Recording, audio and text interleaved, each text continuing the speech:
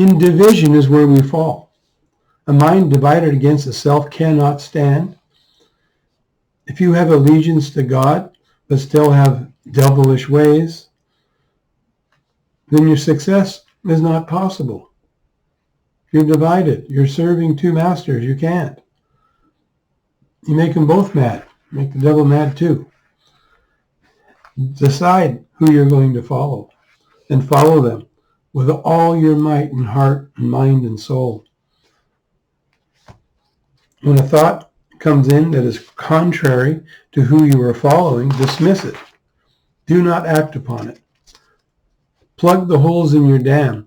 A small hole unattended will become a big one and will cause the whole dam to fail.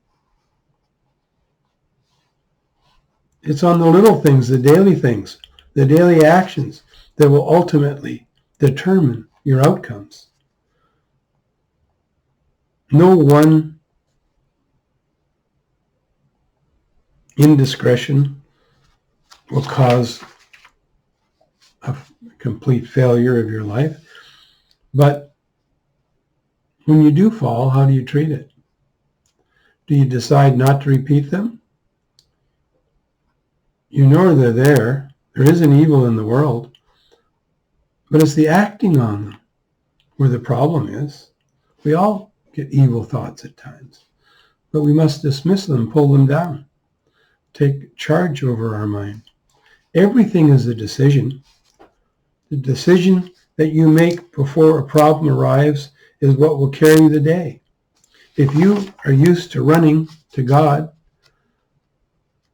to help you before the problem arises, then you will defeat it in time. But if you wait for the heat of the moment, you will fall. If anger is your problem, but you have decided to not go there in advance, then when an angry situation comes up, you have already made a decision in advance to not entertain it. But if you wait for the heat of the moment to quell your anger, good luck.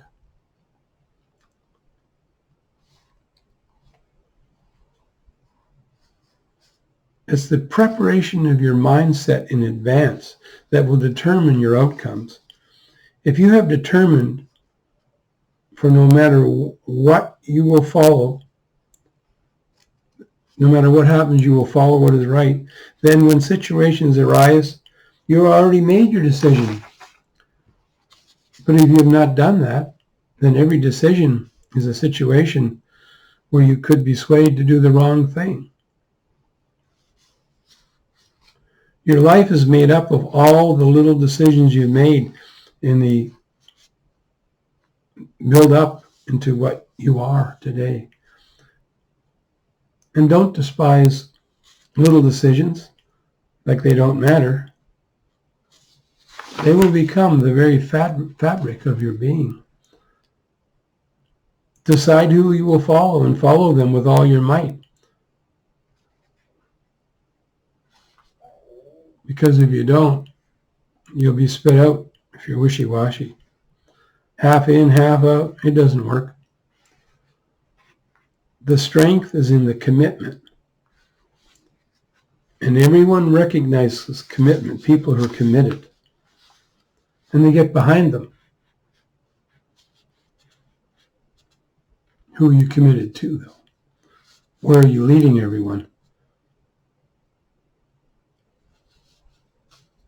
Our one-pointed focus draws in people.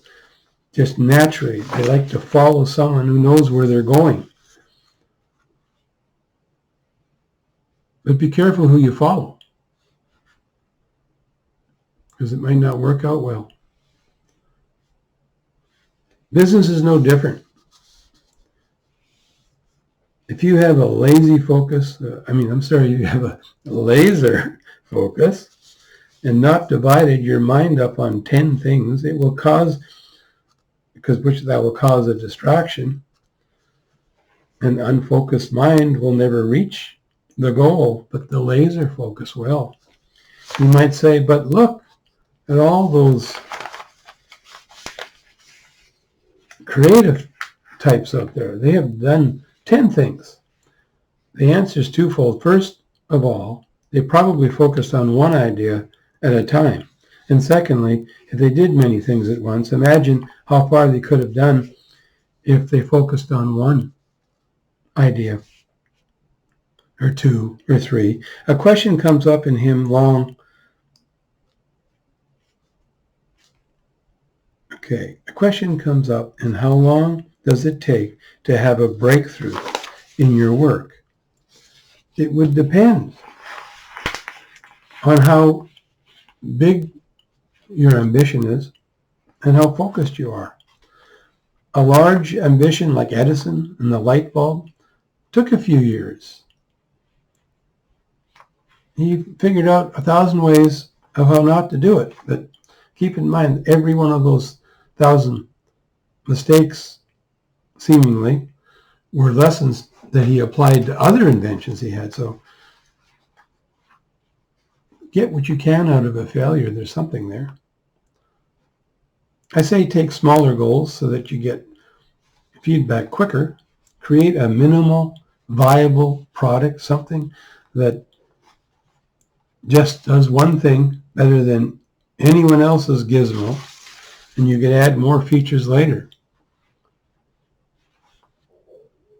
If you decide on your one thing and constantly bombard heaven and earth with that one request, Lord, make me good at this one thing, you will have a breakthrough, either in that goal, or you will pivot and change into something that is even better. Sometimes the goal we were seeking for a product turns into a completely different product, a different application, but a very successful one. Be focused, but don't be so focused that you miss any secondary findings for future benefits of your idea or application of some benefits from an idea that didn't work in one place, but it may work very well somewhere else. This is not saying you're going to go after tangents and totally unrelated ideas, because now you're going to water down your focus. How important is focus? Imagine you're on a bike. You start off at the top of the hill. And the top of the hill is flat, maybe for a quarter mile. When you start out, there's a lot of resistance. You have to work hard to get up to speed. But after a couple of 100 feet, you're getting up to speed now. Momentum is starting to help you. It's taking less effort to maintain speed. But you pedal even harder and become more speed. And at the same time, you reach the tipping point that you've covered the quarter mile of the flat, and now you start to go downhill, and now all things, now you're unstoppable. Now your idea is like a battering ram.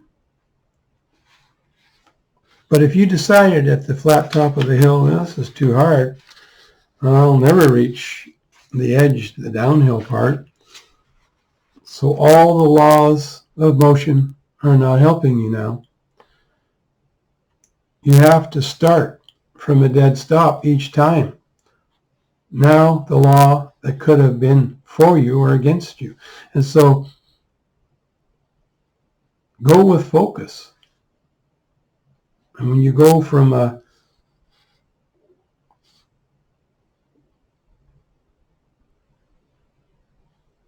broad picture of something to a magnifying glass, then it starts to burn through everything. Let's have a 4-inch focus or a 2-inch focus. Things to start to heat up. A pinpoint focus, a laser focus. Now you can cut through steel, and there's nothing you can't do. Who said so? God. Amen.